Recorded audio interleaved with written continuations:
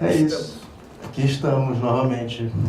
Maratona do Filme Livre, MFL. Estamos aqui com o Olívio Tavares. Esse aqui eu acho que está barato. Fala nisso e depois a gente lança.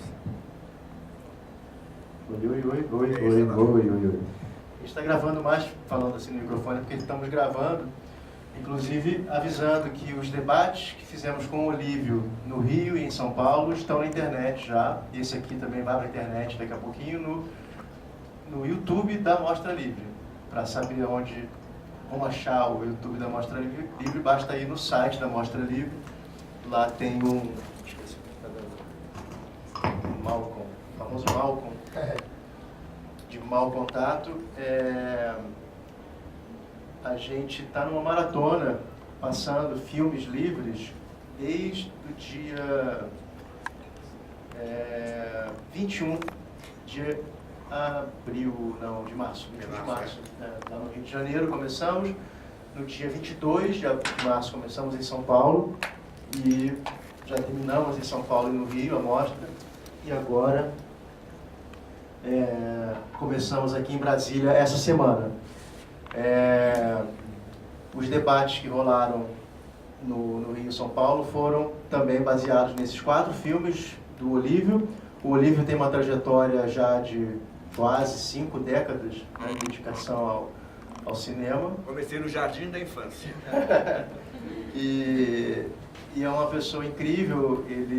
Os debates que a gente fez no Rio e São Paulo, ele contou muito da trajetória dele e de como foi fazer esses filmes e outros filmes que ele tem quase 60 filmes feitos, e a gente só conseguiu passar 4 que estavam em condições de serem passados, né? Porque a maioria deles, dos filmes que ele fez, ou está em situação que não tem nem cópia mais para ser passada, está em formatos que precisam ser passados para digital ou para vídeo, ou seja, a gente não conseguiu recuperar esses filmes a tempo da mostra, mas o Olívio vai poder explicar um pouco melhor isso. Ele agora está também tentando recuperar esse material que está em outros formatos para que eles não se percam, né? Porque são raros os registros, também porque são raríssimos os registros dessa época, né? Desses filmes que nós vimos aqui, de temas que são temas muito difíceis, são temas que poucas pessoas se atrevem a pesquisar, de fato, audiovisualmente, né? De forma documental. De forma ficcional, a gente até vê alguns filmes que ficaram famosos, né? Bicho de Sete Cabeças, né? Que falavam da questão manicomial, e outros que também, às vezes, tratam desses temas ou de forma principal ou de alguma forma na trama. Mas de documentário são poucos os filmes que, hoje até, nos últimos anos, pela facilidade do digital, existem mais chances de serem feitos, mas naquela época não. Era caríssimo, era dificílimo fazer filmes por conta da técnica. Você não era, hoje em dia, entre aspas, né, qualquer um pode pegar um celular ou uma câmera barata e realizar filmes. Claro, pode ter problemas técnicos aqui e acolá, mas os temas, que no caso da Mostra do Filme Livre, o que mais importa não é o formato que o filme é feito, e não é a questão técnica, é a questão muito mais temática do que os filmes estão tratando. Então, eu queria mais uma vez agradecer ao nosso querido Olívio pela chance que ele está tendo da gente conhecer a sua obra, conhecer você também um pouco melhor, da sua grande experiência que você tem de vida e de contato com essas questões todas que os filmes tratam. Agradecer pela sua coragem de ter feito filmes assim, filmes que já são impossíveis hoje, eles não são mais possíveis de serem feitos, porque as pessoas desse último filme, por exemplo, já não estão mais aqui. Na época do filme já não estavam, né? Poucas sobreviveram depois. A questão manicomial, depois também da polêmica toda que se seguiu, tem um filme naquela época mesmo, né? Se acaba com os manicômios, se não acaba. Até o Bicho do Sete Cabeças. O filme já surgiu na onda justamente de estarem querendo acabar. Porque, como vocês viram, o filme é contra a extinção do hospital, né? Quer dizer, é a favor da psiquiatria. É um filme que acredita que existe doença mental e que tem que ser tratada. Exatamente. E isso é algo que hoje em dia essa fase já passou, né? Ou seja, soltaram todo mundo e viram como que está a situação. Não estava certo. Não está dando certo. Você vai em São Paulo hoje, no Rio de Janeiro, a quantidade de pessoas aqui em Brasília, eu não sei, que eu não sou daqui, mas imagino que seja similar também. A quantidade de pessoas com problemas psiquiátricos ou psicológicos, né? Na rua, né? Na rua, dormindo na rua sem a menor assistência. E, assim, se a gente imagina uma possibilidade de se viver num mundo, ou pelo menos num país, que se diz pleno na sua forma de ser enquanto nação, seja lá o que isso signifique, hoje em dia, é preciso dar atenção às minorias, é preciso dar cuidado a essas pessoas, não só essas pessoas, mas várias outras minorias que estão por aí, não só com relação à saúde mental, mas a questão social, a questão econômica. É muito fácil a gente acreditar em meritocracia quando as questões não são equilibradas, não são iguais, não são equivalentes. Aí é muito fácil. É muito mais difícil se encarar os problemas de fato da sociedade e tentar achar soluções. Aí que está o problema e os políticos, obviamente, não querem saber dessas questões porque não dá voto. São questões que as pessoas preferem jogar para debaixo do tapete. E os seus filmes colocam em questão essas pautas, que são, a despeito de serem antigas nos filmes, elas são muito atuais, estão presentes no nosso dia a dia, e hipocritamente nós todos somos responsáveis pela situação que se chegou no nosso país hoje, e de alguma forma ou de outra nós infelizmente lavamos as mãos, porque a gente acaba não fazendo grande coisa, até politicamente, para reverter essa situação. Então, eu acho importantíssimo trazer à tona esses filmes, que não são filmes populares, não são filmes de entretenimento, não são filmes que vão lotar a sala, são filmes que têm muita dificuldade de chegar ao grande público, porque a mídia também não ajuda na divulgação. Então, assim, é todo um esforço que a Mostra do Filme Livre tenta fazer, faz há alguns anos, para tentar trazer à tona filmes como esses, né? Então, de coração, nosso agradecimento por você ser a pessoa que você é, por ter feito filmes tão importantes como esses, que vão ficar aí forever, para que todo mundo possa ver o que todos nós somos, que nós somos isso, e nós somos, é tudo uma maçaroca só, né? Não tem... então, se está alguma coisa errada, a responsabilidade é de todos, assim como é de todos nós quando dá alguma coisa certa. Infelizmente, no nosso país, nos últimos meses e anos, o buraco está sendo... o buraco não chega ao fim, né? E vamos ver quando que isso acaba, para que a coisa possa revirar e possa melhorar. Mas eu quero passar a bola para o Olívio, para ele comentar as questões iniciais, né, dos filmes e da presença sua na Mostra do Filme Livre, e abrir para o público também poder colocar dúvidas, questões que tenham com relação aos filmes que a gente passou agora. Foram 4 filmes direto, né, de uma vez. E é isso, Olívio. Obrigado. Tá bom. Eu também agradeço, é claro, simetricamente, né?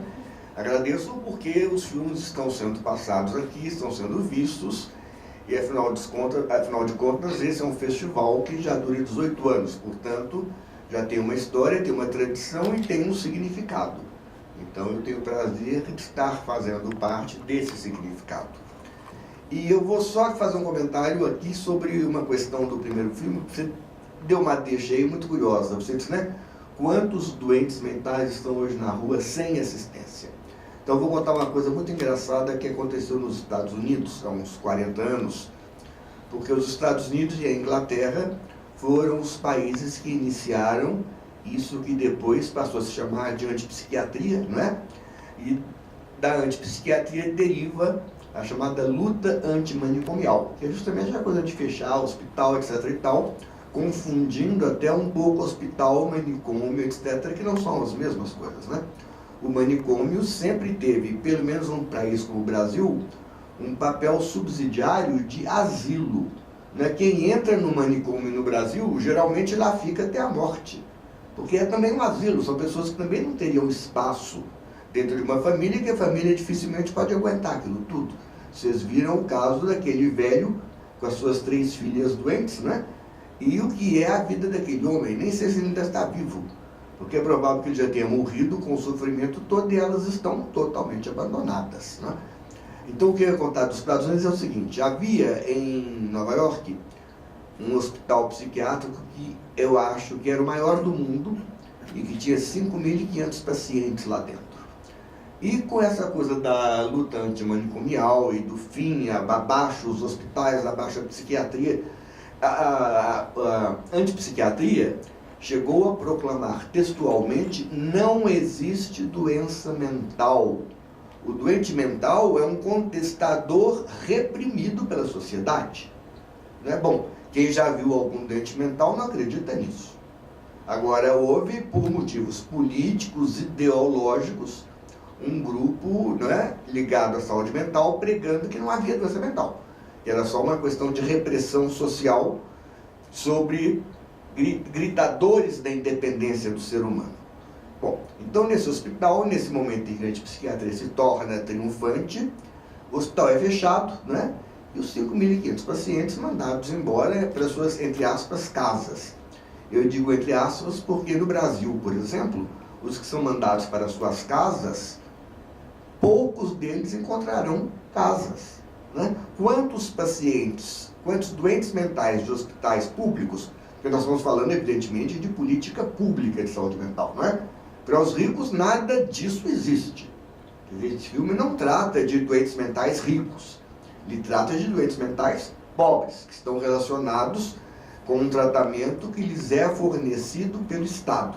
Bom, então, lá em Nova York, eles foram mandados para a rua, e não sei se foram parar na rua, porque lá é muito bonito mandar o doente mental para casa, para a família, na Suécia. Porque na Suécia todos eles vão ter uma família e uma casa. Agora aqui no Brasil, por exemplo, não tem. E em Nova York, eu não sei se tirou ou não, o fato é que foram mandados embora e o hospital fechado. E esse hospital, esse prédio onde ficavam 5.500 doentes mentais, foi transformado pelo governo numa casa para sem terra, para sem teto. Quer dizer, moradores sem teto de Nova York foram obrigados, né, nesse hospital. E houve um momento, digamos 3 anos depois, que dos 5.500 abrigados no antigo hospital, 2.500 eram antigos doentes mentais do hospital. Com uma diferença: eles voltavam 3 anos depois para o mesmo quarto, para o mesmo teto, sem remédio, sem médico e sem tratamento. Eles agora não eram mais um hospital, ele era um abrigo, eles agora eram simplesmente sem teto, né? Eles adquiriram outro status igualmente marginal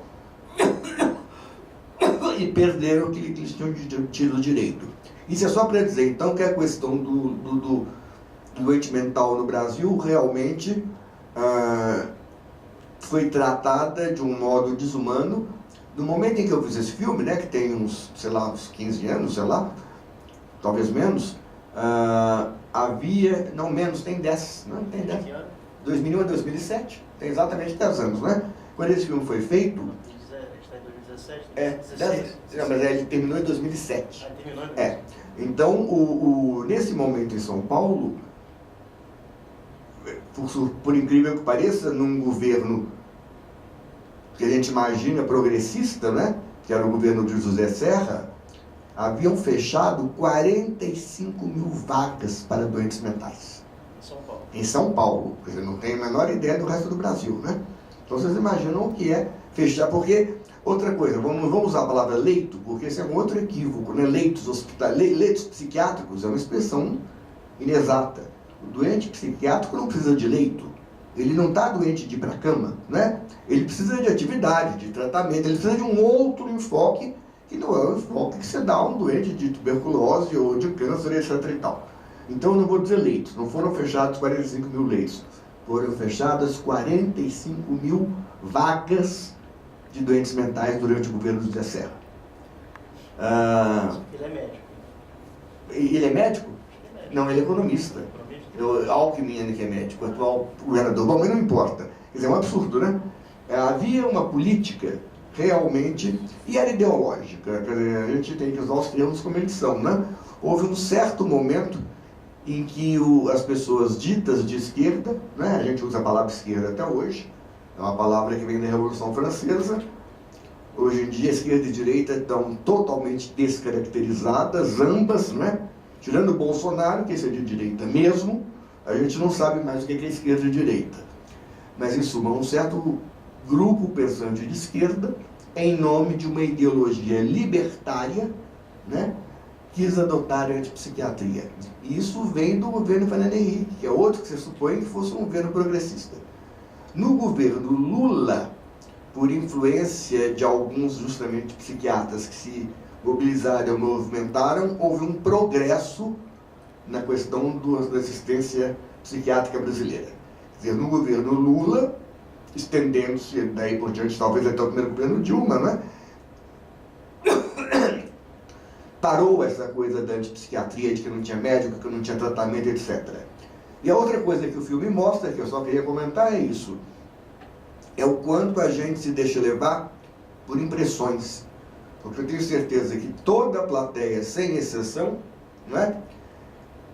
E que foi a isso conduzida pelo que corre irresponsavelmente sempre. Vocês sabem que a seriedade do noticiário, a seriedade das pessoas é muito contaminada justamente pelos vieses, né, que ela tem na vida. Então, todo mundo com certeza aqui dizia, mas que horror esse tal de choque elétrico. Está provado e o filme mostra isso, né? Há um personagem no filme que chega muito bem andando no hospital, vai lá, marca o horáriozinho dele no boletim e foi suficientemente corajoso e maduro para falar, não tem problema nenhum, pode me filmar fazendo eletrochoque. O que é um ato de coragem, porque, por exemplo, se ele tinha um emprego, isso é um estigma no emprego dele. Imagina o patrão, o dia que tivesse de mau humor com ele, ia falar, mas é claro, é um doido que leva eletrochoque, né? Mas ele foi peitudo e se deixou filmar e fala sobre isso. Então isso é curioso, porque o chamado eletrochoque, o nome técnico que eles dão é eletroconvulsoterapia, porque através do choque elétrico gera uma convulsão, né? Vocês veem que ele treme. E esta convulsão é que tem efeito terapêutico, não é o choque. O choque elétrico em psiquiatria, ele é o processo físico, digamos assim, para gerar a convulsão. Há outros processos, por exemplo, no começo, nos anos 50, além do choque elétrico, usava-se choque de insulina. Quer dizer, deitava lá o doente, dava uma injeção de insulina, aquilo provocava uma baixa súbita de glicemia, né? Então ele ficava hipoglicêmico, quer dizer, com açúcar a menos no sangue, e entrava em convulsão. Quer dizer, então assim como a insulina foi usada para dar convulsão, o choque elétrico foi o primeiro e hoje voltou a ser o principal processo de dar convulsão.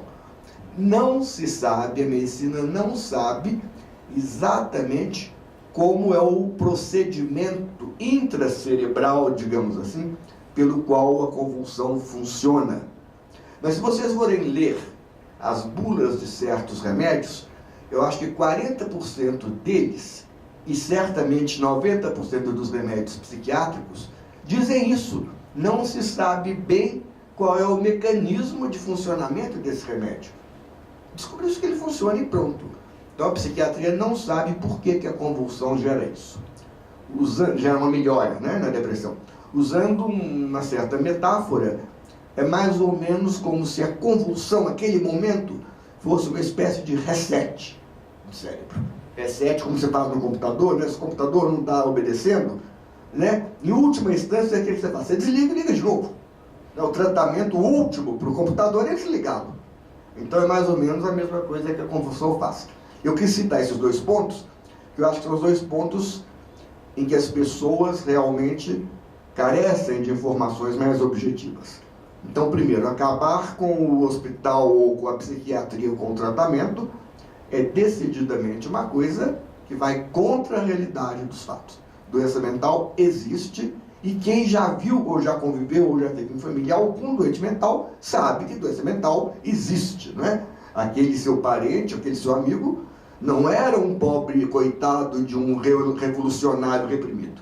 Ele estava fora mesmo do contato dele com a realidade, né? Aquele velho, que alguns estavam no primeiro filme, outros não. Tem um velho no primeiro filme que aparece, né, com uma coroa de prata assim, e tal, que é muito engraçado, porque isso é uma coisa que eu fiz na montagem. Na montagem eu organizei a fala dele de tal forma que ele começa falando tão bem, ele é tão articulado, ele tem tão boa memória, ele cita lei, artigo e data, né? Fui ao Palácio dos Bandeirantes, entreguei uma carta ao governador, então Paulo Edílio Martins, no dia 17 de fevereiro de 2000 e tanto.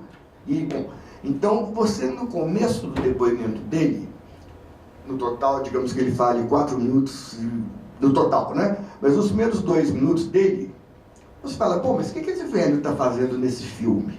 Ele é tão preciso, tirando o fato de que ele parece doido, porque ele tem aquela figura morando no meio da rua, né? Você vê claramente que ele mora no meio da rua e usa aquela coroa de lata na cabeça, tirando aquela barba e tal, tirando essa figura de maluco, ele não tem nada de maluco. Até a hora em que ele tranquilamente conta para vocês, né, que ele achava que ele era brasileiro. Até que uma dessas vozes que passam por mim, passou aqui um dia de madrugada com sotaque português e disse que eu não era brasileiro. Aí você fala, quer dizer que as vozes passam por ele. Aí você fala, então é totalmente maluquinho.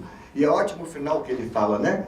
Isso é coisa, é como se fosse uma coisa de magia, né? Foi feito por psiquiatra e só voz botada dentro da cabeça, né? E só psiquiatra desfaz isso. Fez e desfaz. E a culpa é da presidência da República. É a última fala dele. A culpa é um delirante, como qualquer outro dos delirantes que apareceu. Então é isso. Existe loucura, carece de loucura ou doença mental. Eu vou falar doença mental, que é mais simpático. Existe doença mental, carece de tratamento, né? Psiquiatria é uma nobre especialidade médica, né? E, ao contrário do que a gente pensa, o eletrochoque não é uma tortura. Primeiro porque se faz, hoje em dia, com anestesia, como vocês viram. E segundo, mesmo no tempo em que não havia anestesia, no milésimo de segundo em que há uma descarga elétrica, você perde a consciência. Então não há absolutamente nenhum sofrimento no eletrochoque em si. Quando você volta um pouco desnorteado, etc e tal, mas também não perde a memória, como falam que perde a memória, então é isso, quer dizer, são os 2 pontos. Agora, isso dito, eu acho que a gente pode conversar à vontade. Eu só queria comentar uma outra coisa, que no segundo filme também aparece, que é o seguinte: esse tipo de trabalho exige uma adesão emocional entre quem está fazendo e quem está sendo filmado. Porque para dar cara a tapa, como todos esses personagens deram, tanto os doentes mentais como os doentes de AIDS, né, eles aparecem falando para vocês assim. E ninguém aparece com uma máscara, ninguém aparece com um efeito, né, de televisão para disfarçar, para nada. Quer dizer, são pessoas que aceitaram dividir o seu próprio problema com a plateia. É de propósito, você sabe disso. Nem todo filme, nem todo cine, nem todo filme que usa depoimentos, né, filma o depoente de cara para a câmera. Muitas vezes eles filmam o depoente conversando com alguém. Não, eu quero que o meu depoente converse com a plateia. Né? Então, por isso, eles todos estão olhando para a câmera, e ao olhar para a câmera, estão olhando para vocês, né? Que neste momento estão na posição em que a câmera estava, frente a frente com eles. Então é isso, quer dizer, então, para fazer esse tipo de filme, você tem que gerar uma simpatia, não é na base da cerebralidade. Não é dizendo, vamos colaborar juntos, não. É começando a colaborar e quando eles sentem que é para valer e que é legal, eles vão juntos. Legal. Uma dúvida rápida antes de passar para vocês.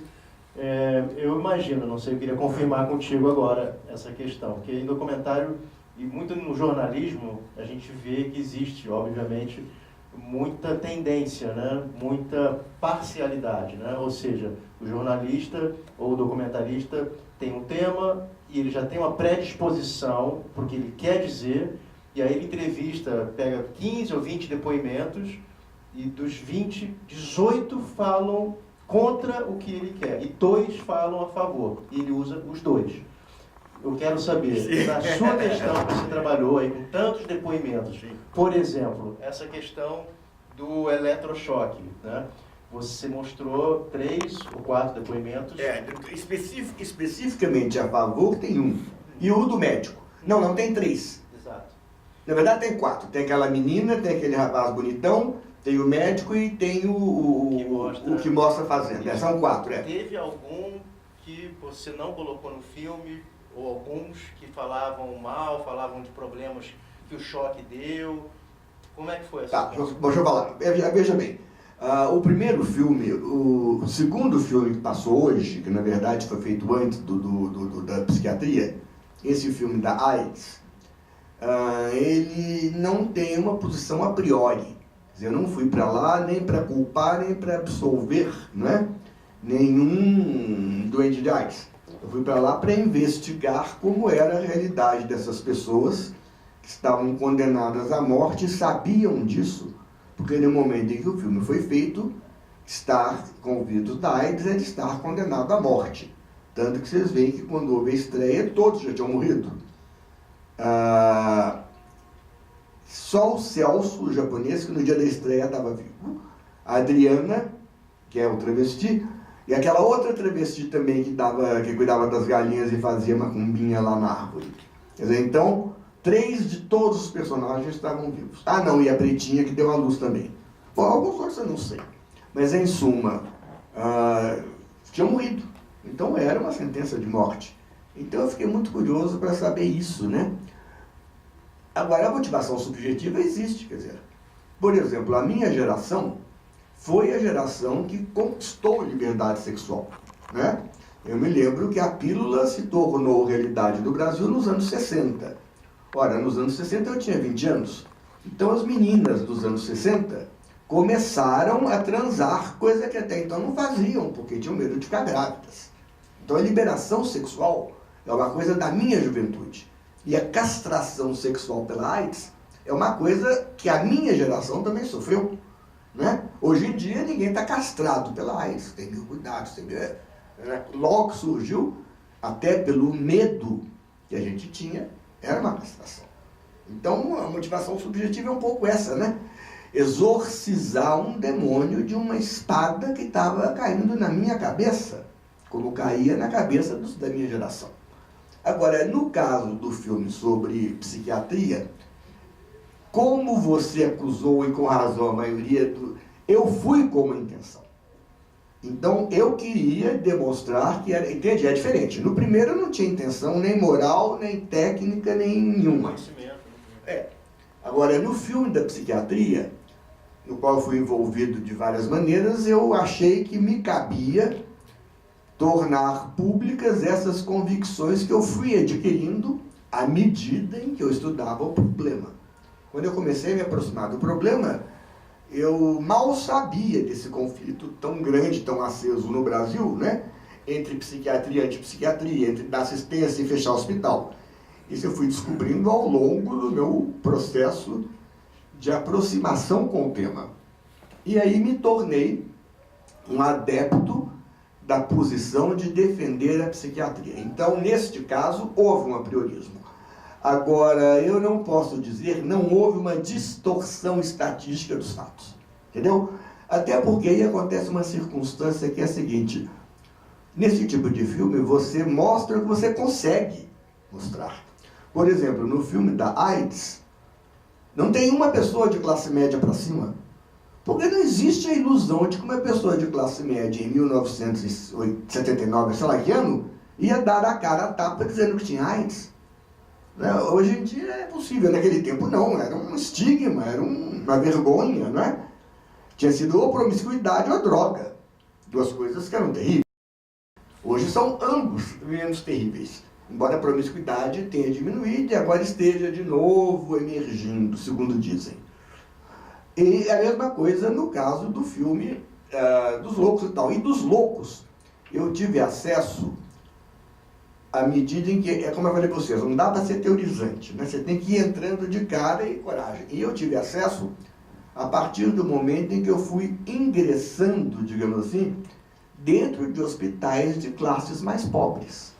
E nesses hospitais de classes mais pobres, as pessoas, até por estarem internadas lá, têm consciência de que precisam estar internadas lá.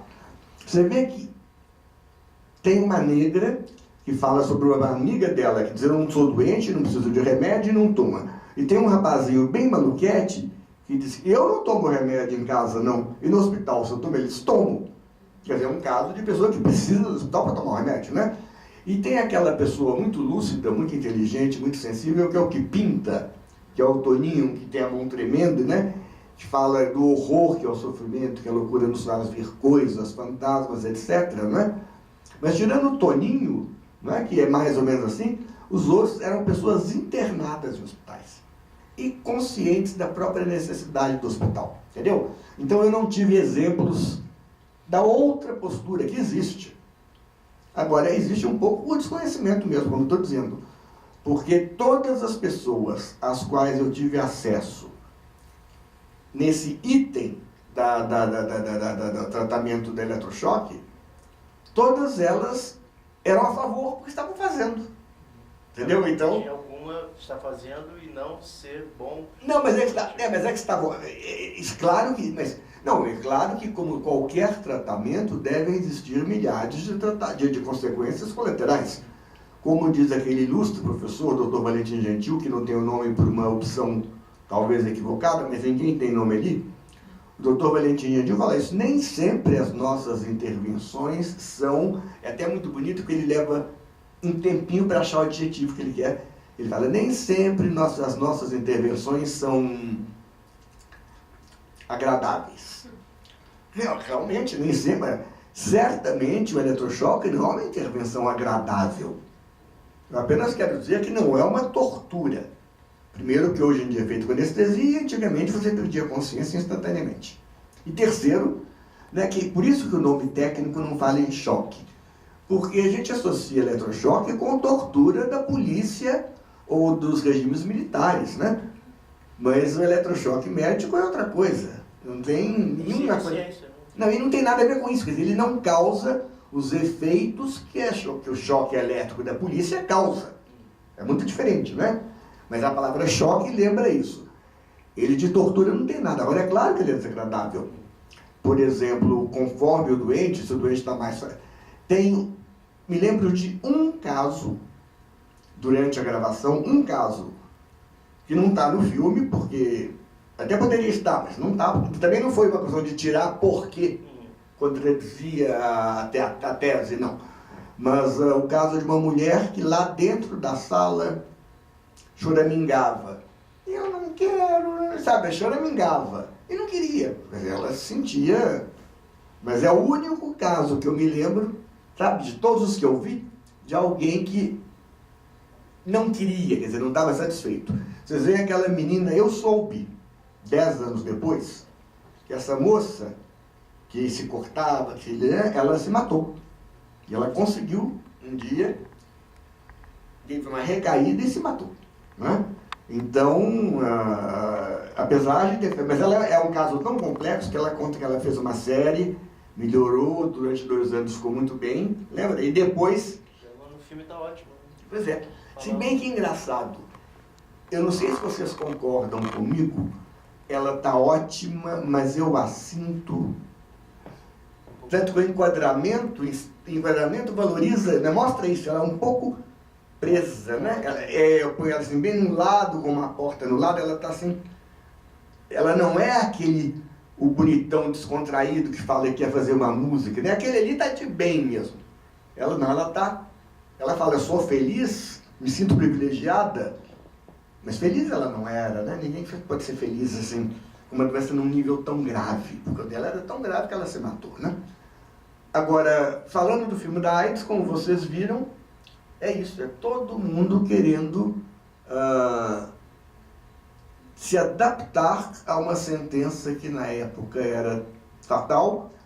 E é engraçado porque no filme da AIDS não tem ninguém em estado de desespero no momento em que o filme mostra.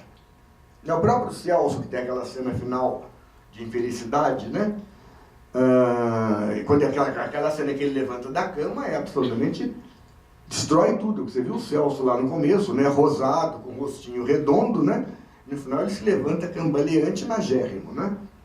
Mas nenhum dos doentes que aparecem no filme está desesperado. É curioso isso, né? Alguns estão fragilizados. Esse rapaz aqui, né? Está fragilizado. Ele fala, eu não queria morrer com essa doença, não.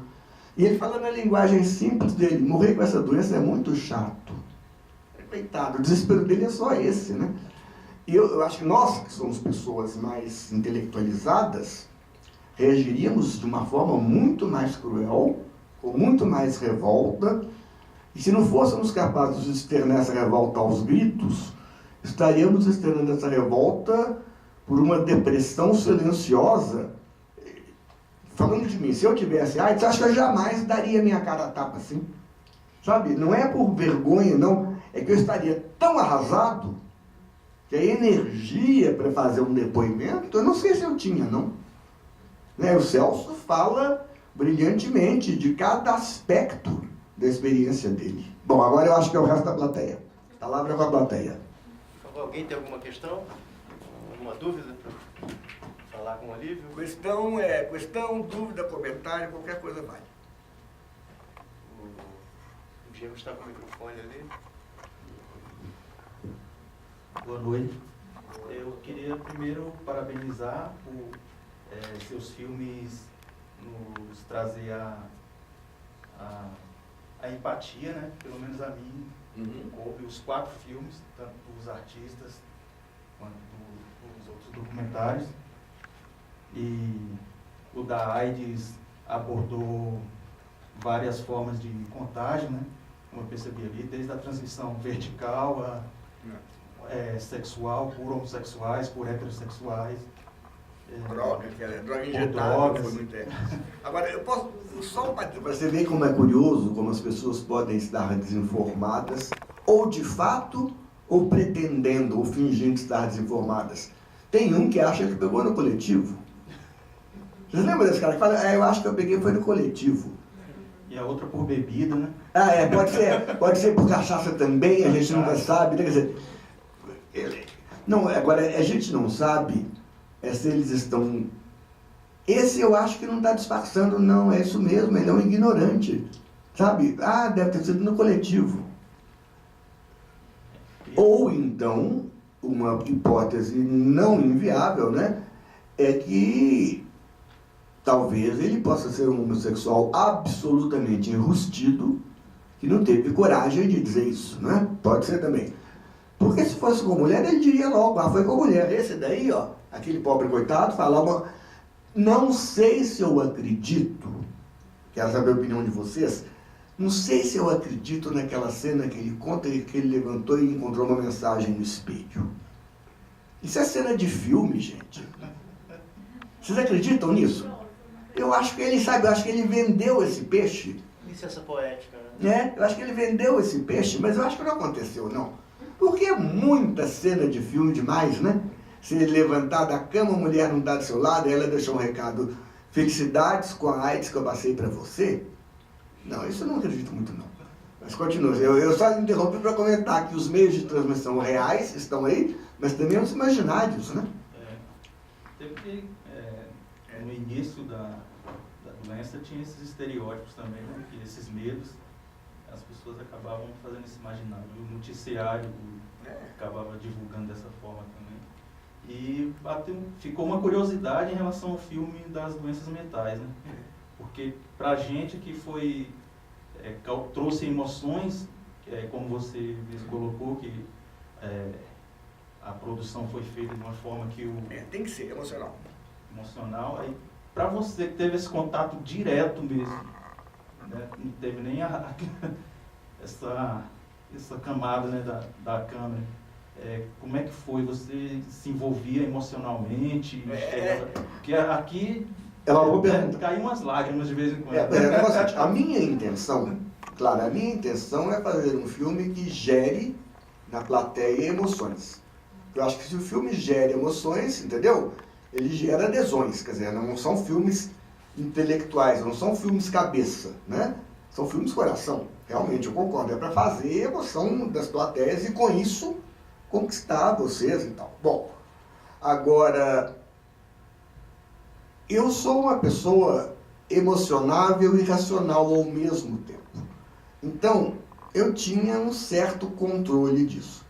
Eu me lembro de um momento, num filme que não passou aqui, que foi um filme que eu fiz do Travestis, que eu até contei no fim da primeira, rapidamente, né? Que foi o filme que me ensinou como me relacionar com esse tipo de gente.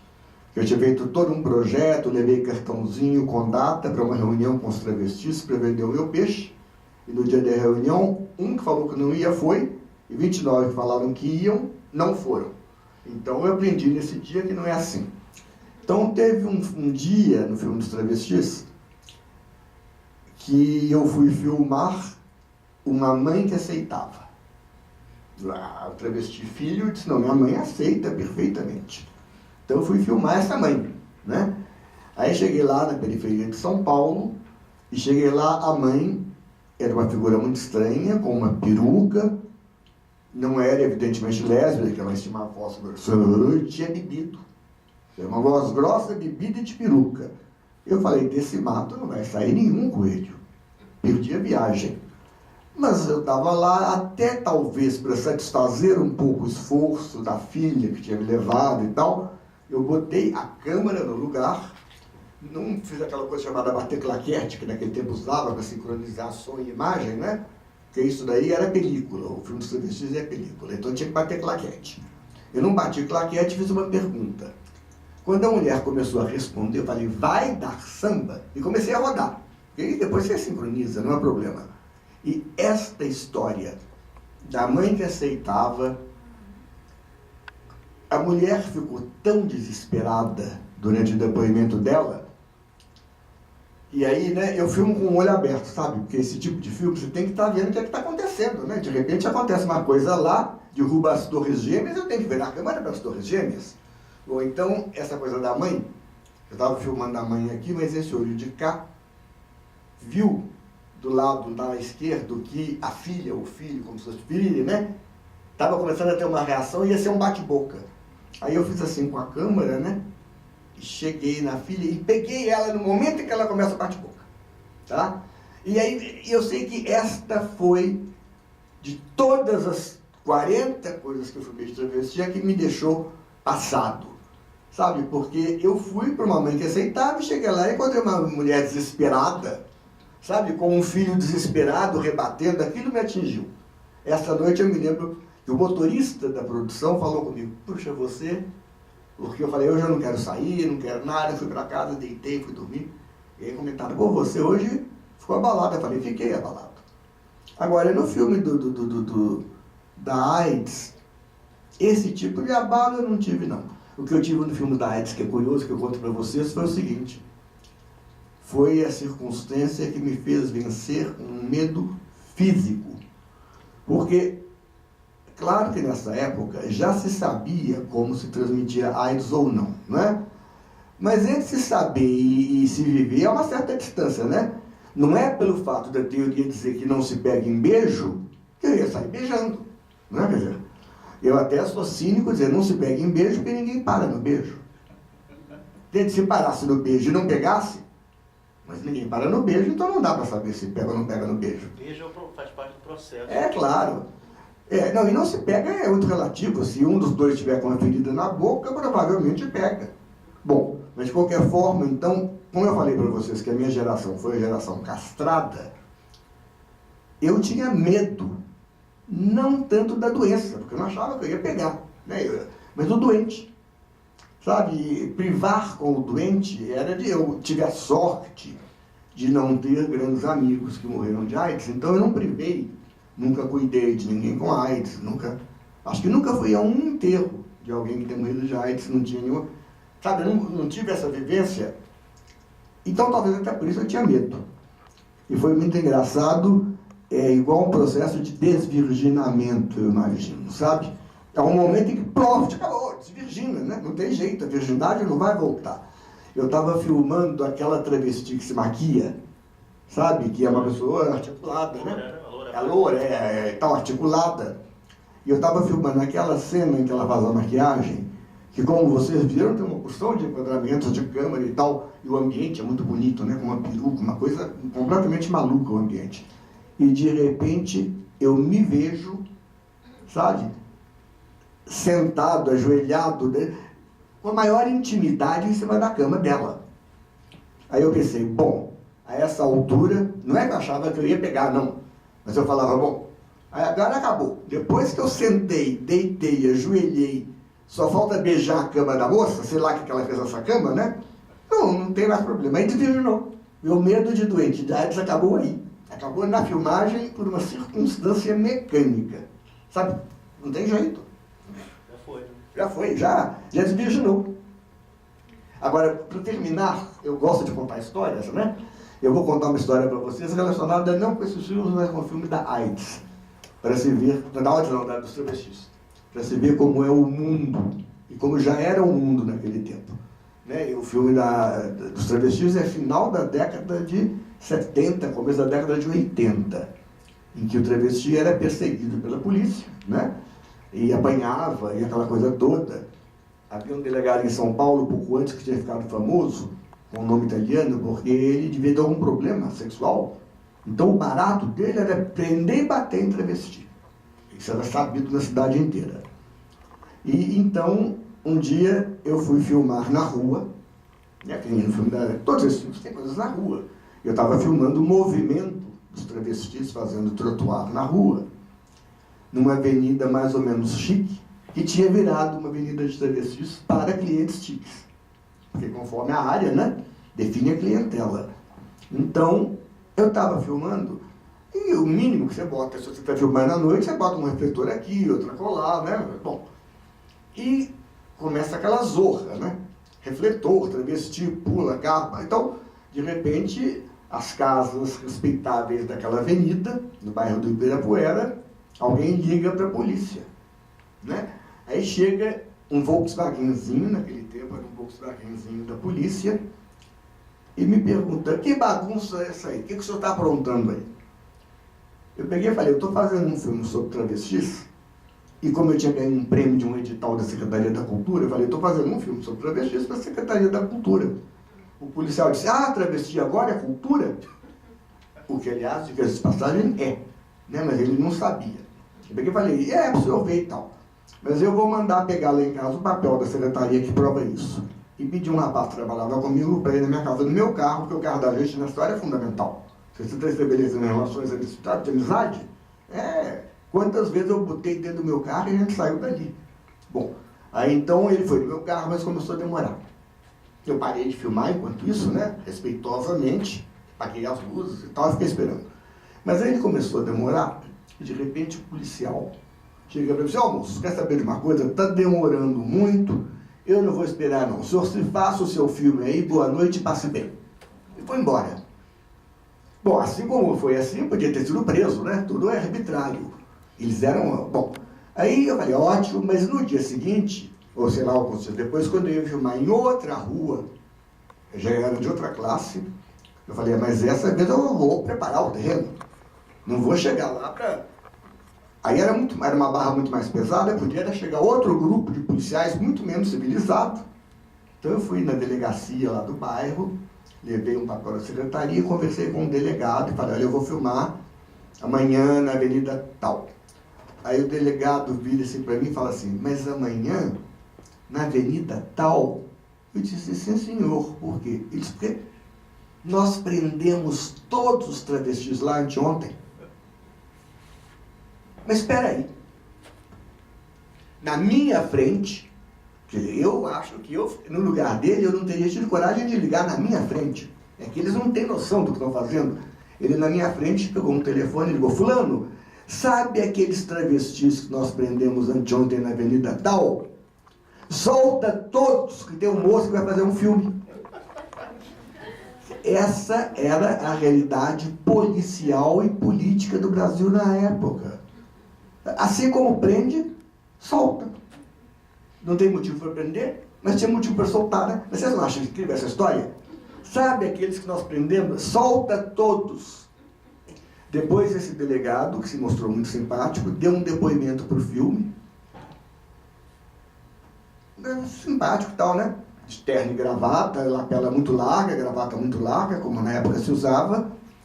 E a primeira frase dele no depoimento é que é o momento sensacional.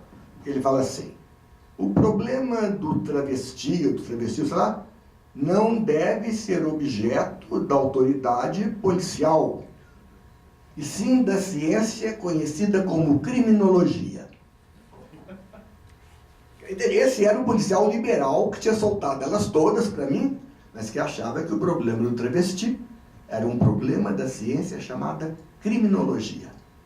E assim vão as experiências, são muitas. Legal. Alguém tem mais alguma questão, alguma dúvida? Vou fazer mais uma pergunta. Não, você, Aproveitar que eu tô com o microfone à mão. Pode fazer. Eu acho importante com caráter educativo, né, os vídeos. Onde educadores poderiam ter acesso a esses vídeos para passar em salas de aula? Olha, o da psiquiatria é muito possível porque aquele doutor Valentim Gentil, aquele super articulado, o de gravata e tal, né? Ele conseguiu, na época, uma doação do Andréa Matarazzo, que era um subprefeito, uma coisa assim. Então foram feitas mais de não sei quantas mil cópias dele. Então existem cópias. Eu vou pensar em como é que a gente pode... Agora, do filme da AIDS, não existe uma tiragem alta. Agora, o filme da AIDS, sob esse ângulo, já perdeu um pouco a atualidade. Sob esse ângulo específico. Hoje a realidade é outra. Né? Não se morre mais. Tem mais medo de um câncer do que da... Como? Você tem mais medo de um câncer, no caso? Agora, parece, né? Isso eu tenho lido, que justamente as novas gerações estão abaixando a guarda. Vocês têm lido isso no jornal, não tem? Que as novas gerações não estão nem aí e estão de novo pegando AIDS. Está voltando a pegar AIDS. Agora, o filme da psiquiatria é fácil de conseguir, tá? E os documentários sobre artes? Sobre artes, eles vão estar disponíveis. Eu estou, nesse momento, me preparando para criar um blog onde eu vou botar essas coisas. Aí vocês vão achar no meu nome. Mas isso é daqui a uns 2 meses. Obrigado, né? Aliás, todos vão estar no meu blog daqui a 2 meses. Tá? Então, isso é... A filmografia? Hã? A filmografia ou esses 4? Não, esses 4 e mais alguns. À medida que eu vou recuperando, eu vou botando. Tá? Legal. Bom, então é isso aí, gente. Alguém tem alguma última questão? Eu queria só comentar que eu realmente fiquei muito impactada com esta revelação, digamos, do aspecto virtuoso do choque elétrico, não é? Porque tudo que eu sei da literatura e do cinema era que era quase como um exercício de sadismo dos terapeutas, não é? Assim, mas isso está no Bicho de 7 Cabeças, como está naquele filme magnífico do Jack Nicholson, Um Estranho no Ninho. E vários outros. Mas não, eu só conheço esses dois. Mas sabe o que é isso? Esse é que é o problema. É uma festividade irresponsável, ideologicamente dirigida. Por exemplo, eu nunca encontrei com a Laís Bodansky, que aliás eu nem a conheço, eu conheci muito o pai dela aqui em Brasília. Mas a Laís Bodansky, eu nunca me encontrei com ela, mas se eu me encontrar e o assunto vem à tona, eu falo: Laís, você é uma ingênua. Você se deixou levar por absoluto desconhecimento de causa. Você leu um romance feito lá no Paraná, de um rapaz que foi vítima da família. Tudo bem, você pode fazer um filme sobre um rapaz que é vítima da família. Agora, transformar todo o establishment psiquiátrico, né, num torturador? Não, talvez o torturador fosse o pai. Ela não foi, eu vou dizer que ela foi vítima porque eu sou gentil, né? Porque também pode ter tudo de má fé, isso a gente nunca saberá. Agora, eu te digo com a maior tranquilidade que o choque elétrico, o chamado por nós leigamente choque elétrico, é uma terapia de extrema eficácia, como diz aquele jovem médico: nos casos resistentes a qualquer medicação, só o eletrochoque funciona. E eu vou terminar te contando uma história muito curiosa, que é a seguinte: eu há 3 dias atrás estava em Belo Horizonte e fui dar um depoimento para um filme sobre um artista plástico. E eu cheguei lá, o diretor do filme, visivelmente uma pessoa interessada, através do site, provavelmente, tinha pegado informações e tal, e tinha visto 2 filmes, inclusive esse da psiquiatria. Ele falou, pois é, porque minha mãe fez eletrochoque, ele disse. Eu peguei e falei, e a minha também. A minha mãe, em 1955, as medicações para a depressão eram pouquíssimas, não existia remédio oral. A medicação oral para a depressão é dos anos 63, 62, 63. Em 55 não tinha. Então o tratamento ao qual minha mãe foi submetida em 1955 foi eletrochoque. Ela está com 95 anos, absolutamente lúcida e com memória perfeita. Então eu sou a prova viva de que funciona. Porque ela não morreu, ela não ficou sem memória, ela não ficou fisicamente prejudicada. Nem, a lucidez da minha mãe aos 95, o corpo já protesta um pouco. Mas a cabeça da minha mãe aos 95 é perfeita. E eu lembro lá, de 55 para cá, tem 52 anos. Há 52 anos atrás, ela fez eletrochoque. De modo que eu provo por conhecimento próprio, entendeu? Que é uma terapia eficaz. Eu não tinha teoria, eu aprendi a teoria quando eu fui fazer o filme. Mas é isso, funciona. Por quê? Não se sabe muito. Outra coisa, Olívio, que me tocou, foi esse outro lado contrário, o depoimento do padre e da Lisete, é de uma lucidez aquilo, não é? É naquele ambiente que todo mundo vê como marginal e submundo e tal, ele enxerga virtudes, enxerga as qualidades, não é? E a gente sabe que é assim, né? Então, inclusive com certo desafio a visão da corporação religiosa. Claro, não, ele fala uma frase ali. Ele fala uma frase brilhante, que outros padres devem ficar putos da vida. Sim. Ele fala, eu aprendi com esse pessoal coisas que eu não aprendi no seminário, nem nos ensinamentos da igreja. Ele diz, meus superiores. Ele fala isso textualmente. Ele fala, meus superiores. Né? Quer dizer, eu aprendi. Mas é isso mesmo, eu falei, eu aprendi com esse grupo que a palavra não era onipotente. Foi uma lição para mim. E a Lisete diz, né, que é tomada pela afetividade, né, num ambiente tão pobre, tão carente, ela exalta esse ambiente, né, uma pessoa que vem do primeiro mundo, né? E ela fala uma frase logo no começo que eu acho, porque ela fala isso com uma tal limpeza de alma, assim, ela fala assim, logo no começo ela fala, eu sou suíça, nasci na Suíça, moro na Alemanha, e ela continua assim, não, porque eu podia estar na minha cozinha lá na Suíça. Podia, né? Estar numa cozinha com aparelhos muito modernos, né? Suíça, afinal de contas, deve ser o país mais civilizado nesse sentido, né? Deve ser muito chato. Porque a Suíça não tem arte, né? Vocês já repararam que a Suíça não produz cultura? A Suíça produz queijo, relógio cuco, relógio em geral, né? Bancos para poder levar o dinheiro roubado. Culturalmente estéril. Na verdade, a Suíça é surpreendentemente vazia de cultura. Não tem cinema suíço. Artista suíço, para virar artista, sai da Suíça. Klee, que era suíço, saiu. Todos os grandes artistas plásticos do modernismo que nasceram na Suíça, Jean Art, Paul Klee e tal, foram. Godard, né? Mas Bom, outra coisa que eu queria registrar aqui, do meu ponto de vista, é a minha enorme satisfação de rever o Olívio Tavares de Araújo. Eu que moro há 55 anos na cidade, convivi com o Olívio da Fundação Cultural, assim, ele lá na Fundação e eu acompanhando essa trajetória, esse ativismo que foi sempre brilhante dele, que a gente conhece, né? Então, um grande prazer. Bom, eu morei aqui, por isso que ela está falando. Eu morei com prazer. Só quero relembrar isso. Eu morei com prazer. Obrigada, viu? Eu morei numa Brasília, e eu não estou dizendo que a de hoje não é legal, não. Claro que é, mas é que eu morei, era Brasília se fazendo. Eu morei num acampamento que tinha chão de terra. Isso era bacana, né? Você sabe, eu vi a cidade, eu morei em Brasília, eu estava morando em Brasília, no dia do 10º aniversário de Brasília. Eu me lembro das festividades do 10º aniversário. Agora Brasília está aqui. Mas aí faz um último... Eu esqueci o que eu ia comentar, não tem importância. É isso, pessoal. Então, muito obrigado. Obrigado a vocês.